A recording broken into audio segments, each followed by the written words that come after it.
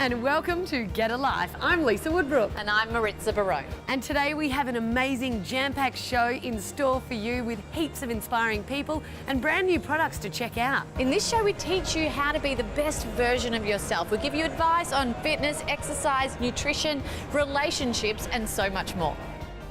We'll look at an exquisite liqueur made with herbs that are traditional aphrodisiacs. And delicious apple juice with added lemon, mint and parsley for a special fresh vitality. And our best-selling author and therapist, Tony Riley, will tell you all about finding and recognizing your soulmate. But first up today, if you're lactose intolerant, you'll love to see this. Those lovely people from Dimona are going to show us how to make a cheese platter that's totally dairy-free. Last time we were in the Dimona kitchen, our mouths were watering when we were introduced to this fantastic range of vegan cheeses.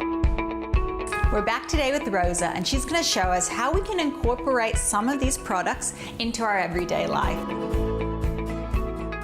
Now, Rosa, I am not vegan, but I am a big cheese lover, and I have fallen in love with Dimona. Which is easy. It's easy to fall in love with because it does taste so delicious. But for people who don't know about Dimona, can you just tell us a little bit more about the range? Sure. Dimona are non-dairy cheeses. We are very passionate about the ingredients. We're very passionate about the flavour. That's very important for us here with Dimona. So the range we have, as you can see, is quite a large range. It is, and I love cheese, and I love having people over to my house and putting out a cheese board for them to nibble on. But that doesn't always work for my vegan friends. It doesn't always work for my pregnant friends or for those who are lactose sensitive. How would you put together a cheese board? Well, wonderfully with Dimona we can cater to everyone. I would personally, using this range Dimona, for a cheese board, I would probably use the pâché. Now, this is a lovely one. This is the mountain pepper pâché, and that is a cashew based. So it's got a nice sort of bitterness, but with the cashews, it's just a very mild sweetness to it as well. It's very Moorish. Yeah, a lot of depth to flavour with all of those ingredients. And then I'd probably also use the brie. Now, we have a brie style here, and that's a very creamy cheese too. You can also use the bocconcini. So a lot of the softer cheeses are lovely for a cheese board, but then if you want something sharp, we've also got the lovely American cheddar, which normally does have a good bite to it. Yes. But then if you really want a bite, I saw you've also got a pepper jack with chili. Yes. These cheeses also do melt. So for example, now you probably wouldn't use the pâché, like we said, we'd use it more on a cheese board, but you can use it in cooking. Oh, wow. And the mozzarellas that we have here, the range, all melt like a dairy cheese board as well. Yeah. So when it comes to putting them into recipes, you can really treat them the way you would those more traditional cheeses, but you wouldn't be getting any of the dairy. That's right. So they have a very similar texture, and also they melt very similar to a dairy cheese would. It all looks so beautiful and so delicious. I can personally testify that it tastes delicious. If you want to have a bite of Dimona for yourself, Rosa, where do they go? Just go to dimona.com.au. You can find all that information on the website, as well as delicious recipes and what cafes near you are serving up Dimona cheese. It's actually insane that none of those products have milk in them. It blows my mind. I know, and they look so delicious as well. They really do. Well, stay with us because up next we have an amazing couple who have developed a very sexy and delicious tipple for you to check out.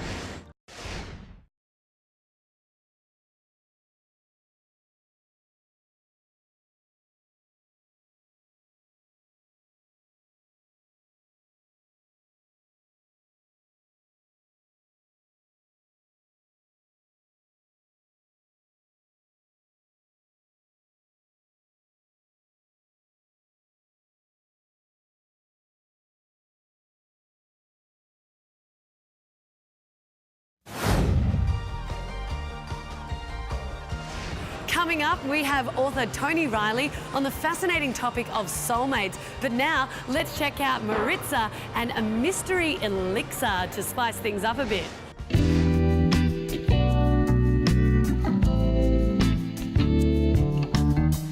Hi everyone, today we've got something totally new to Get a Life. We're here with Lillian Zaltzer, who is an aphrodisiac guru and has written her new book, Aphrodisiacs for Everyone, and also has an upcoming TV show series.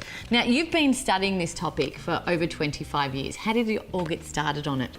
It all began in 1991 when my husband and I went to Paris to celebrate our platinum wedding anniversary. My husband popped into one of the old bookstores and came out with an amazing old edition of Boccaccio Decameron, which is a collection of love stories.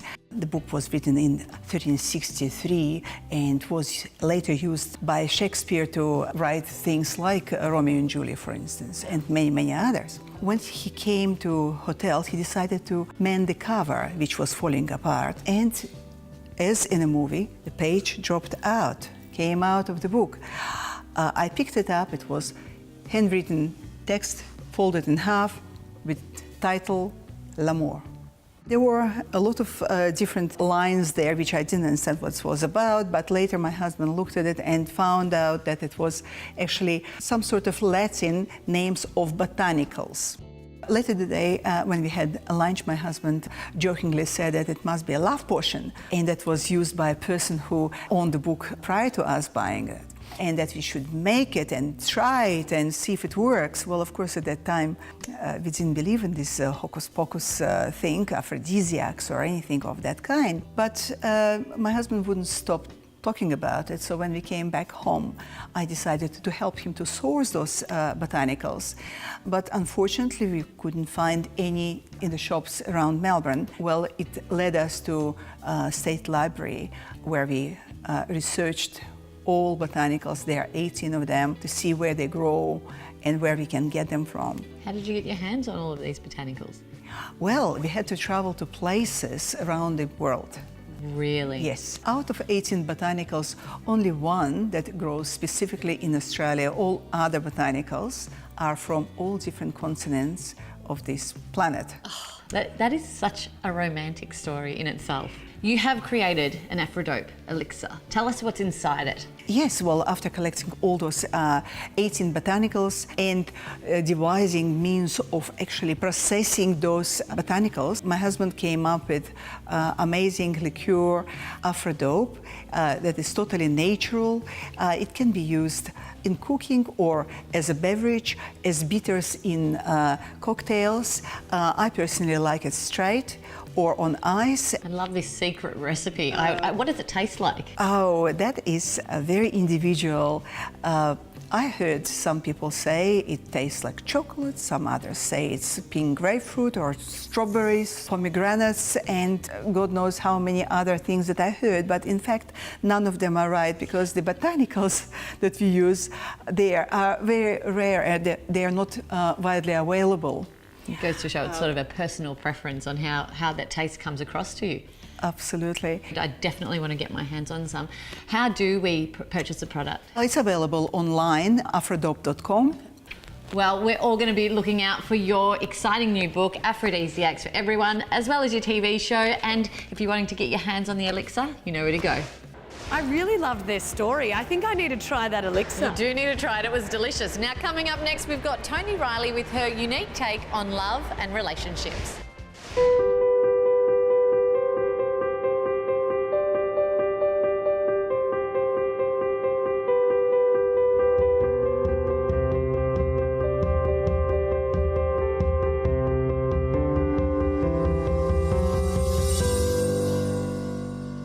Hi everyone, my name is Toni Riley. I'm your guide to love and relationships. Today I want to talk to you about a concept that lots of people talk about, the idea of a soulmate. What does it mean? What does that person look like? And most importantly, how do you find them? The first thing I want to say is that a soulmate can be so many other things than just a key romantic or physical relationship. A soulmate can enter your life as a friendship, a key support, or a trusted ally. And also a soulmate can be a difficult and very challenging relationship too, but more on that in a moment. Some people like to use the concept of twin flames, but what exactly do I mean by that? Twin flame is often referred to in an overly romanticised way. People are under the impression that a soulmate is the other half of them, and finding that twin flame will make them and their life complete. But it's not that, and I'm going to burst this bubble. A twin flame is a way to describe you, both aspects of you, your innate traits and strengths, and the less desirable or challenging aspects of your character. So who is your potential soulmate? The thing is, for a special, perfect for you soulmate to arrive, you have to be at peace with both aspects of yourself, the good bits and the less desirable parts, and really, you're perfectly imperfect. Now here's a concept that some people find a bit of a mind trip. Not every soulmate in your life is a perfect relationship. Yes, sometimes soulmates are extraordinarily positive. That's the kind of soulmate who can be your best friend, your lover, or a supportive parent or colleague. But sometimes a soulmate can be there to challenge you.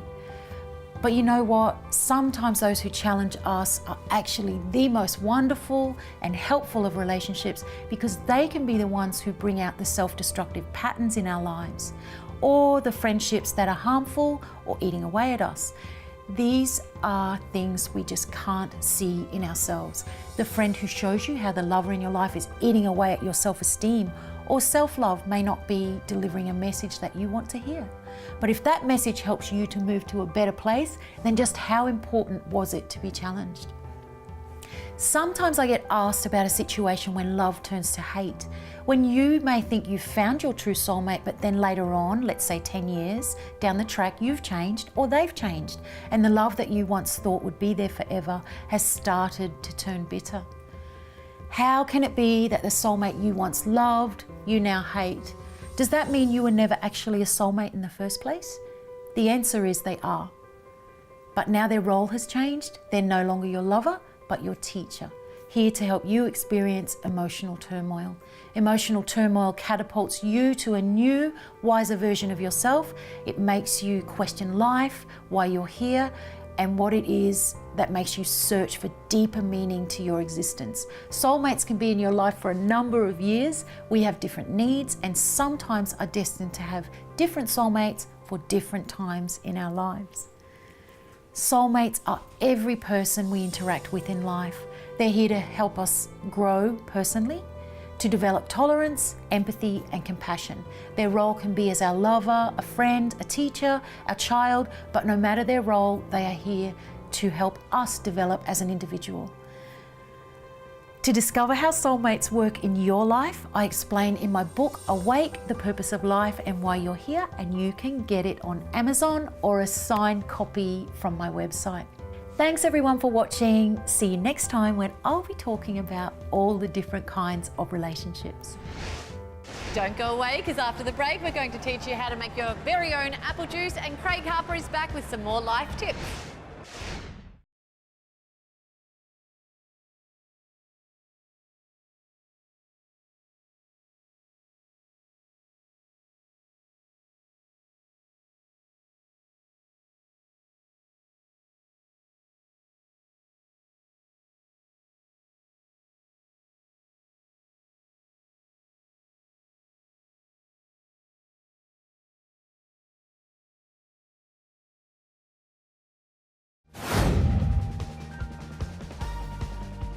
Welcome back everyone. Coming up soon, we've got an apple juice with lemon, mint and parsley that packs a real punch. But right now, here's Craig.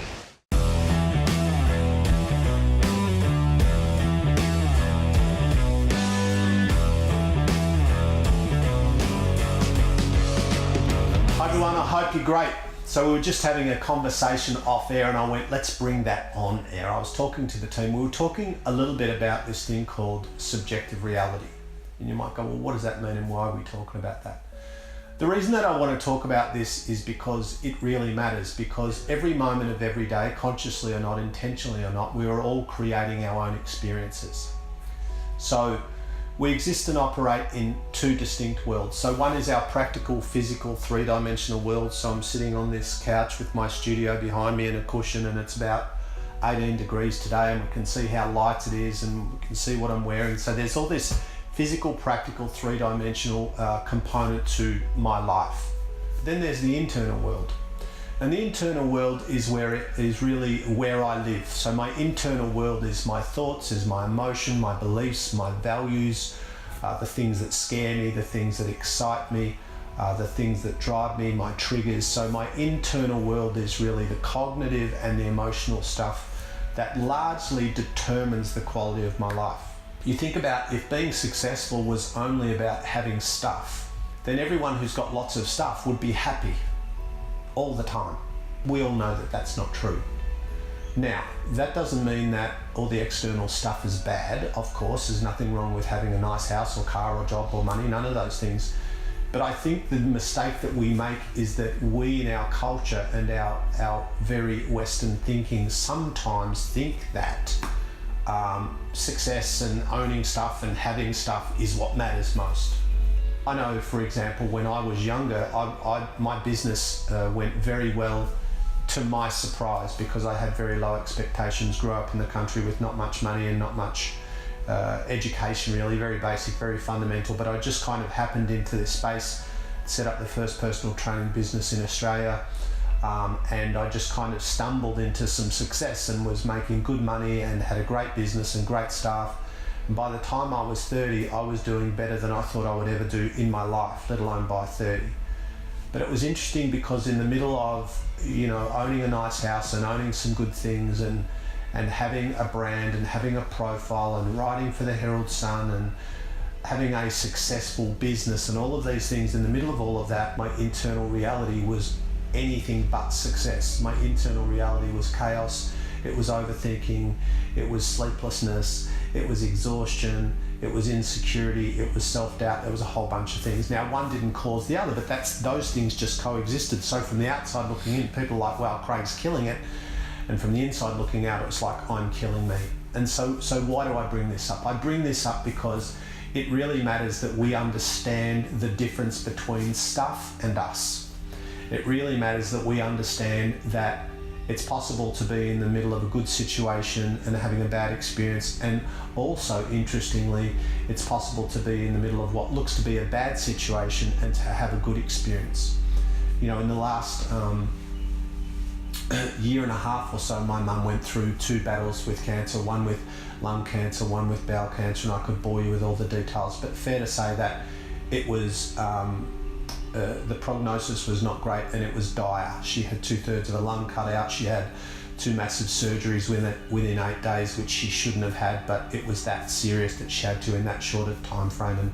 And I remember saying to my mum one day, my dad had left the room and we were talking, and I said, so Mum, how are you going? She goes, what do you mean? I go, I know that you're very stoic and brave, but tell me really, how do you feel about what's going on? How do you feel about everything that's happening? And she goes, what do you mean about the cancer? And I go, yeah, about the cancer, Mum. And she goes, it's really inconvenient. And I go, what? She's like, yeah, I'll tell you exactly what she said. It's bloody inconvenient. Because Mum says bloody. She goes, it's bloody inconvenient.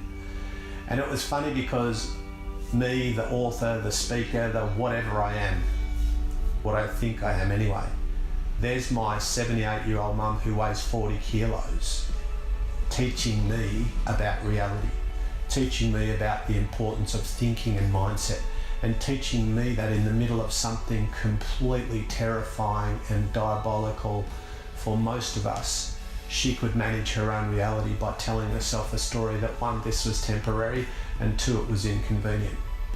So what's my message? My message is that you are in control of your reality. Yes, there's things that are out of your control, of course, but there are lots of things, thinking, choices, behaviours, reactions that are in your control. See you next time. Thank you, Craig. They're always powerful and inspiring words coming from you. Stay tuned, because right now we've got another mouth-watering juice in the kitchen with Coobings.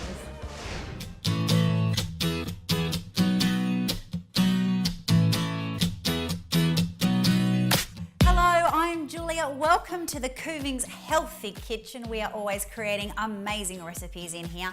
Healthy, but always totally delicious. And today is no exception. We are going to create a juice here with the Koovings C7000 cold press juicer that will really freshen your morning.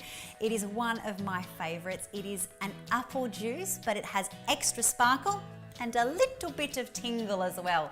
Yum, yum. We have apples. Green apples, I like to put them in. They give a little bit of a tingle, a lot of nutrition, of course. We have a couple of slices of lemon, skin on.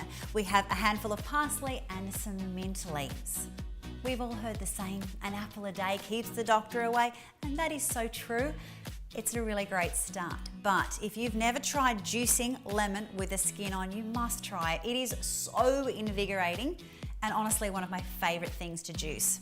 Parsley is really great for your lungs, and mint, of course, helps you to breathe better and freshens your breath as well. The C7000 cold press juicer is my juicer of choice today. It was recommended by Choice magazine, not only because it is incredibly quiet, but a cold press juicer actually helps you to extract more juice and less of the pulp and fibre, which means you're getting more juice for your money, which I absolutely love. So let's get started. First up, I like to put all of the greens in, and we'll pop the machine on. Pop in the mint, pop in the parsley.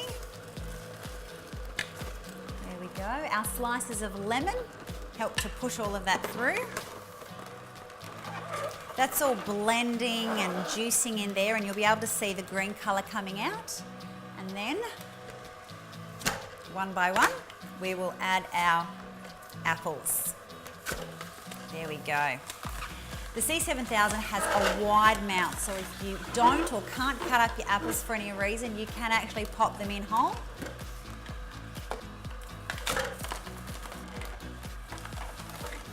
There you go.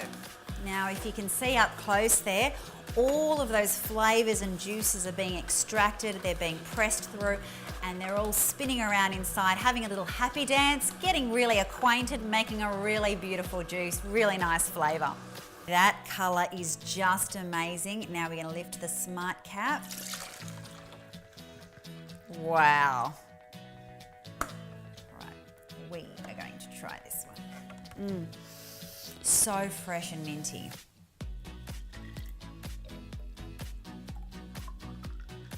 Yum, yum. Cheers.